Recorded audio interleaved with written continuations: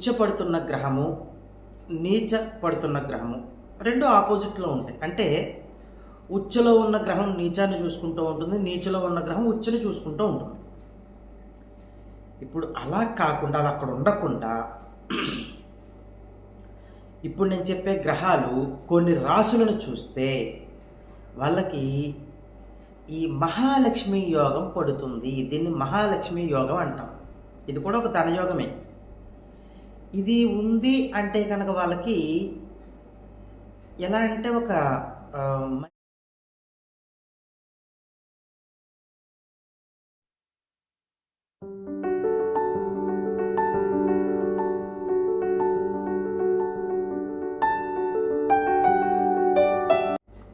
శ్రీ మాధవానంద గురుభ్యో నమః. శ్రీమాత్రే నమః. శ్రీ మాధవానంద భక్తి యూట్యూబ్ ఛానల్ ప్రేక్షకులకు నమస్కారం. ఇక ఈరోజు మనం విశేషంగా ఒక కొత్త విషయం గురించి తెలుసుకుందాము. అదేమిటి అంటే కనుక మనకి ఒక్కొక్క గ్రహము కూడా ఎక్కడ ఉచ్చ పడుతుంది, ఎక్కడ నీచం పడుతుందో తెలుసు. ఈ బేసిక్ పాయింట్స్ ఇవన్నీ మనం ఎప్పుడో నేర్చేసుకున్నాం. రవి దగ్గర నుంచి వస్తే రవి ఎక్కడ ఉచ్చ పడతారు, ఎక్కడ నీచం పడతాడు ఆయన. చంద్రుడు ఎక్కడ ఉచ్చ పడతాడు, ఎక్కడ నీచం పడతాడు. కుజుడు కూడా, బుధుడు, గురువు, శుక్రుడు, శని. ఇక్కడ అందరికీ తెలిసిన విషయం అది. ఇప్పుడు ఈ ఉచ్చ పడుతున్న గ్రహము, నీచ పడుతున్న గ్రహము రెండు ఆపోజిట్లో ఉంటాయి. అంటే ఉచ్చలో ఉన్న గ్రహం నీచాన్ని చూసుకుంటూ ఉంటుంది, నీచలో ఉన్న గ్రహం ఉచ్చని చూసుకుంటూ ఉంటుంది. ఇప్పుడు అలా కాకుండా అవి అక్కడ ఉండకుండా ఇప్పుడు నేను చెప్పే గ్రహాలు కొన్ని రాశులను చూస్తే వాళ్ళకి ఈ మహాలక్ష్మి యోగం పడుతుంది. దీన్ని మహాలక్ష్మి యోగం అంటాం. ఇది కూడా ఒక ధనయోగమే. ఇది ఉంది అంటే కనుక వాళ్ళకి ఎలా అంటే ఒక మంచినీటి దారలాగా ధనం వస్తూనే ఉంటుంది అని చెప్పచ్చు. ఒక మాటలో చెప్పాలంటే సముద్రంలో నీళ్లు తగ్గించగలమా? నేను ఒక బకెట్ నీళ్ళు తీసుకున్నాను అనుకుందాం సముద్రంలో. ఇంకో వ్యక్తి ఒక 10 బకెట్లు తీసుకున్నాడు, ఇంకో వ్యక్తి వచ్చి ఒక 100 బకెట్లు తీసుకున్నాడు. ఏమైనా సముద్రంలో ఇంచైనా కదులుతుందా? ఒక 1000 లీటర్లు నీళ్ళు తీసేసుకుందాం ఉదాహరణకి. సముద్రంలో ఏవైనా కదులుతుందా? అందులో ఏవైనా తగ్గుతుందా? తగ్గదు. అలాగే ఈ కాంబినేషన్ ఇప్పుడు నేను చెప్తున్నట్టు ఎవరికైతే ఉంటుందో గ్రహస్థితి, వాళ్ళకు కూడా డబ్బు, ధనం విషయంలో అంతే. ఎక్కడా కూడా వాళ్ళకి లోటు లేకుండా ధనం విషయంలో వాళ్ళ జీవితము అమోఘంగా ఉంటుంది అని చెప్పచ్చు. అది ఎలాగా ఏంటి అనేది ఇప్పుడు ఒకసారి చూద్దాం.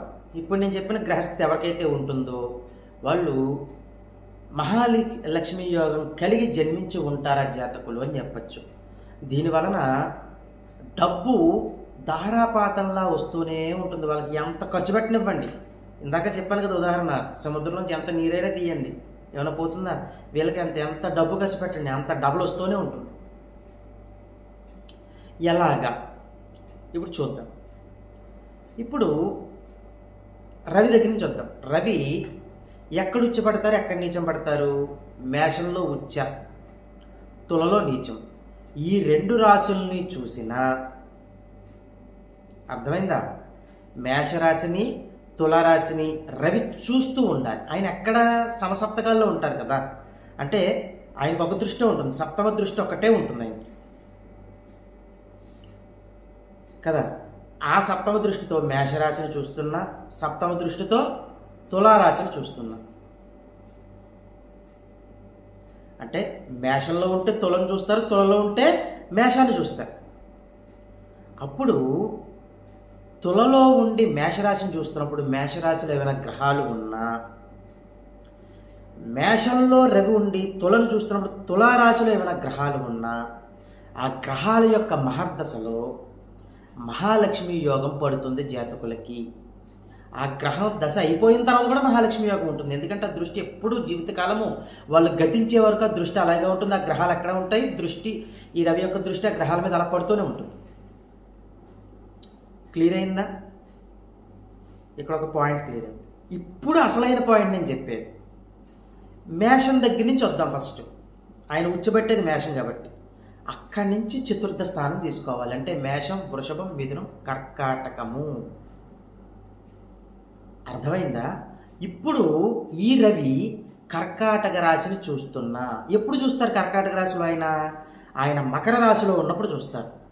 అప్పుడు కర్కాటక రాశిని చూస్తున్నప్పుడు అదే కర్కాటక రాశిలో ఏమైనా గ్రహాలు ఉన్నా, లేదు ఈయన కర్కాటక రాశిలో ఉండి మకర రాశిని చూస్తున్నా. మకర రాశిని ఎందుకు చూడాలి? తుల నుంచి ఇప్పుడు చతుర్థ స్థానం తీసుకోండి. తుల, వృశ్చికం, ధనస్సు, మకరం. అర్థమైందా? మకర రాశిలో ఏమైనా గ్రహాలు ఉండి కర్కాటక రాశి నుంచి రవి ఆ మకర రాశిని చూస్తున్నా వీళ్ళకి ఈ మహాలక్ష్మి యోగం అన్నది ఖచ్చితంగా ఉంటుంది వీళ్ళ జీవితంలో అని చెప్పచ్చు. చాలా మంచి కాంబినేషన్ అండి. ఇప్పుడు నేను చెప్పిన దృష్టి, రవి దృష్టి ఇలా ఉంది ఎవరికైనా, మకరం మీద కానీ, కర్కాటకం మీద కానీ, మేషం మీద కానీ, తుల మీద కానీ ఈ రవి యొక్క దృష్టి ఉంది అంటే వాళ్ళు అత్యంత అదృష్టవంతులు. ఆ దృష్టి పడినప్పుడు ఆ రాశిలో గ్రహాలు ఉండాలి. అర్థమైందా? ఇప్పుడు రవి, ఇప్పుడు నేను చెప్పిన రాశుల్లో ఏ రాశిని చూస్తున్నా ఆ రాశిలో గ్రహాలు ఉండాలి. ఆ గ్రహాలు ఉన్నప్పుడు మాత్రమే ఇది మహాలక్ష్మి యోగంగా చెప్పుకుంటాము. చాలా మంచిదండి. ఇప్పుడు చంద్రుడి దగ్గరికి వద్దాం. రవి అయిపోయింది కదా, ఇప్పుడు చంద్రుడు నెక్స్ట్. చంద్రుడు ఎక్కడ ఉచ్చపడతారు? ఆయన వృషభ రాశిలో ఉచ్చపట్టడం జరుగుతుంది. అప్పుడు వృషభ రాశిలో ఉచ్చపడుతున్నప్పుడు ఆటోమేటిక్గా ఆయన వృశ్చిక రాశిని చూడడం జరుగుతుంది. అక్కడ ఆయన నీచము. వృశ్చిక రాశిలో ఉన్నప్పుడు వృషభ రాశిని చూసుకుంటారు. ఇప్పుడు ఆయన ఎక్కడ ఉన్నా సరే, అంటే ఎక్కడ ఉన్నా అంటే వృశ్చికంలో ఉంటేనే వృషభ రాశిని చూస్తారు. సప్తమ దృష్టి ఒకటే ఉంటుంది కదా, వృషభ రాశిలో ఉన్నప్పుడు వృశ్చిక రాశిని చూస్తారు. ఈ రాశులను చూసుకుంటున్నా ఇది కామన్. ఇది కాకుండా ఇప్పుడు వృషభం దగ్గర నుంచి చతుర్థ స్థానం లెక్క పెట్టాలి. వృషభం, మిథునం, కర్కాటకం, సింహము. ఇప్పుడు ఈ చంద్రుడు సింహరాశిని చూస్తున్నా, ఆయన సింహరాశిని ఎప్పుడు చూస్తారు? కుంభంలో ఉన్నప్పుడు. అంతే కదా. ఈ కుంభంలో ఉన్న చంద్రుడు సింహరాశిని చూస్తున్నా, తర్వాత వృశ్చికం నీచం కదా ఆయనకి, అక్కడి నుంచి మళ్ళీ చతుర్థ స్థానం. వృశ్చికం, ధనస్సు, మకరం, కుంభం.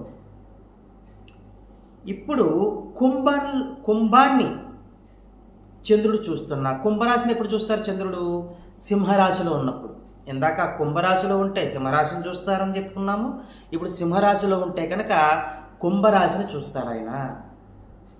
ఇలాగా ఈ రాశుల్ని కనుక చంద్రుడు చూస్తూ ఆ రాశుల్లో కనుక గ్రహాలు ఉన్నట్లయితే, ఆ గ్రహాల యొక్క మహర్దశలు జరుగుతున్నాయి అంటే మీరు అత్యంత అదృష్టవంతులు. అలాగే చంద్రుడి తర్వాత ఇప్పుడు అసలైన గ్రహం దగ్గరికి వద్దాం. రవి అయిపోయింది, చంద్రుడు అయిపోయాడు. కుజుడు. ఇప్పుడు కుజుడు ఎక్కడ ఉచ్చపడతారో చూడాలి. మకరంలో ఉచ్చపడతారు. మకరం నుంచి చతుర్థ స్థానం తీసుకోండి. ఏమవుతుంది? మేషరాశి అవుతుంది. కుజుడు మేషరాశిని చూసినా క్లియరా? ఇప్పుడు ఆయన ఎక్కడ నీచం పడతారో చూడండి. కర్కాటక రాశిలో నీచం పడతారు. అంతే కదా. ఆయన కర్కాటక రాశిని చూసినా కర్కాటక రాశి నుంచి మళ్ళీ చతుర్థ స్థానం. కర్కాటకం, సింహం, కన్య, తుల. అర్థమైంది? ఇక్కడ ఏం తీసుకున్నాం? తుల నుంచి మళ్ళీ ఒకసారి చూడండి, మకరము చతుర్థ స్థానం అవుతుంది. అంటే ఒక ఉచ్చ నుంచి చతుర్థ స్థానము, ఆ చతుర్థ స్థానం నుంచి నీచ స్థానము, మళ్ళీ నీచ స్థానం నుంచి చతుర్థ స్థానం. మొత్తం ఒక్కొక్కటి లెక్క పెట్టుకుంటే చతుర్థ స్థానాలు వస్తాయి చూడండి. తుల, వృశ్చికం, ధనస్సు, మకరము, మకరం, కుంభం, మీనం, మేషము, మేషం, వృషభం, మిథునం, కర్కాటకము. అర్థమైంది ఈ సైక్లిక్ ప్రాసెస్ మీకు?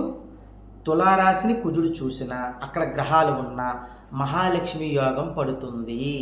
ఈ వీడియో గురించి ఎక్కువ ఆలోచించక్కర్లేదండి. జస్ట్ కొంచెం బ్రెయిన్ పెట్టి ఆలోచిస్తే అయిపోతుంది. పెద్ద కంటెంట్ ఏమీ కాదు ఇది. ఒక్కొక్క గ్రహము ఎక్కడ ఉచ్చ, ఎక్కడ నీచ. ఉచ్చ దగ్గర నుంచి చతుర్థ స్థానం తీసుకోండి. మళ్ళీ అక్కడ ఏదైతే చతుర్థ స్థానం అయ్యిందో ఆ రాశి నుంచి మళ్ళీ చతుర్థ స్థానం లెక్క పెడితే ఆయన నీచ స్థానం వస్తుంది. మళ్ళీ అక్కడి నుంచి మళ్ళీ చతుర్థ స్థానం. సింపుల్. లేదు ఇదంతా కన్ఫ్యూజన్గా ఉందండి అంటే కనుక ఉచ్చ నుంచి చతుర్థ స్థానము, నీచ నుంచి చతుర్థ స్థానము, ఆ స్థానాలను కూడా గ్రహం చూస్తూ ఉండాలి. ఇక్కడ కుజుడి దగ్గర చూస్తున్నప్పుడు సప్తమ దృష్టే కాదు, స్పెషల్ ఆస్పెక్ట్స్ కూడా ఉంటాయి ఆయనకి. ఇవే మెయిన్ ఇంపార్టెంట్. అంటే ఈ చతుర్థ దృష్టి, సప్తమ దృష్టి, అష్టమ దృష్టి ఉంటాయి కుజుడికి. ఆ దృష్టిలతో ఈ రాశులు ఏ రాశిని చూసినా వాళ్ళకి మహాలక్ష్మి యోగం పడుతుంది. మళ్ళీ నెక్స్ట్ బుధుడి దగ్గరికి వచ్చండి, ఆయనకి సప్తమ దృష్టి. ఇప్పుడు గురువు దగ్గరికి రండి, మళ్ళీ ఈయనకి స్పెషల్ ఆస్పెక్ట్స్ ఉంటాయి. 5, 7, 9 దృష్టిలు ఉంటాయి. ఈయన అంతే. ఈయన ఎక్కడ ఉచ్చపడతారో చూసుకోవాలి ఫస్ట్ కర్కాటకంలో, అక్కడి నుంచి చతుర్థ స్థానం తీసుకోండి. ఎక్కడ నీచం పడతారో చూడండి మకర రాశిలో, అక్కడి నుంచి చతుర్థ స్థానం చూడండి. ఈ రాశుల్ని గురువు చూస్తున్నా, అక్కడ గ్రహాలు ఉన్నా వీళ్ళకి మహాలక్ష్మి యోగం పడుతుంది. స్పెషల్ ఆస్పెక్ట్స్ కాబట్టి ఇంకా బలం ఎక్కువ ఉంటుంది. కుజుడు అంతే. కుజుడు దృష్టి నైసర్గిక పాపగ్రహం కదండి, చూడొచ్చా అండి, ఇవన్నీ వస్తూ ఉంటాయి. ఇక్కడ ఈ రాశులను చూస్తున్నప్పుడు అక్కడ గ్రహాలు ఉన్నప్పుడు ఆ గ్రహాలు ఖచ్చితంగా మహాలక్ష్మి యోగాన్ని తెచ్చిపెడతాయి ఆ జాతకుడికి. శుక్రుడికి మళ్ళీ సప్తమ దృష్టి, ఎక్కడ ఉచ్చ ఎక్కడ నీచం, ఉచ్చ నుంచి చతుర్థ స్థానం, నీచ నుంచి చతుర్థ స్థానం, చతుర్థ రాశి ఏమవుతుందో లెక్క పెట్టుకోవడమే ఆ రాశి. ఆ రాశినే ఆ గ్రహం చూడాలి. శని భగవానుడు స్పెషల్ ఆస్పెక్ట్స్ ఉంటాయి ఇంక మళ్ళా 3, 7, 10 దృష్టిలు ఉంటాయి.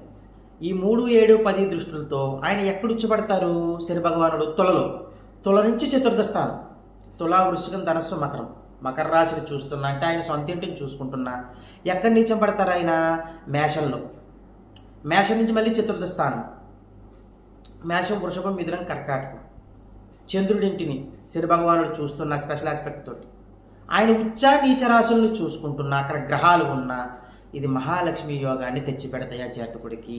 చాలా మంచి కంటెంట్ అండి ఇది. ఇది అర్థం చేసుకుంటే మీకు చాలా ఈజీగా అర్థమవుతుంది ఈ కంటెంట్.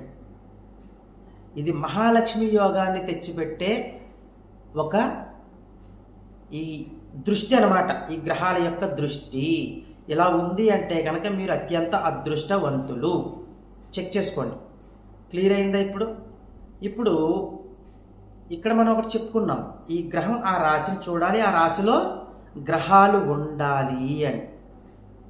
ఇక్కడ నైసర్గిక పాపగ్రహాలు కనుక చూస్తున్నప్పుడు కొంచెం ఇబ్బందికరమైన వాతావరణం ఏర్పడుతూ ఉంటుంది కొంతమందికి ఆ దృష్టి వలన. అర్థమైందా? ఇప్పుడు శని భగవానుడు కానీ కుజుడి యొక్క దృష్టి మనం తీసుకుంటున్నప్పుడు ఈ దృష్టిలో ఏంటంటే కొంచెం ఇబ్బంది పెడుతున్నాయండి అని చెప్తూ ఉంటారు చాలామంది.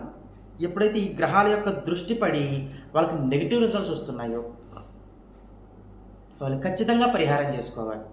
ఏం చేసుకోవాలి వాళ్ళు?